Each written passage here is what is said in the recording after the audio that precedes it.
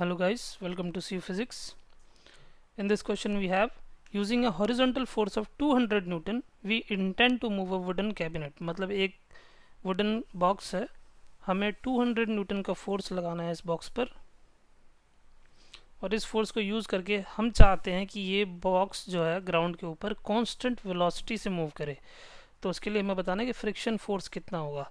तो जब तक इस बॉक्स के ऊपर नेट एक्सटर्नल फोर्स रहेगा तब तक ये बॉक्स एक्सेलरेट करेगा।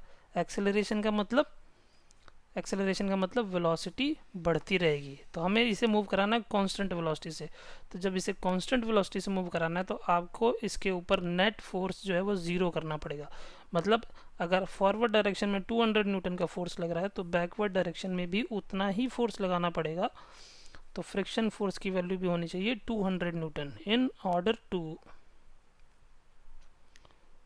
move with constant velocity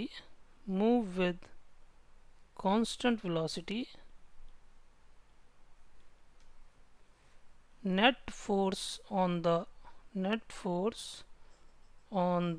wooden cabinet should be zero.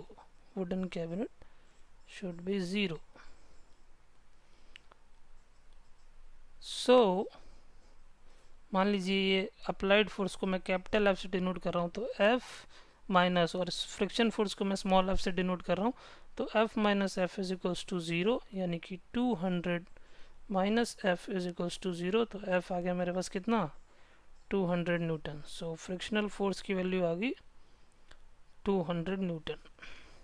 और ये फ्रिक्शनल फोर्स एक्ट किस डायरेक्शन में करना चाहिए, कैपिटल एफ के अपोजिट डायरेक्शन में। क्लियर है? क्लियर है तो फिर एंजॉय करो।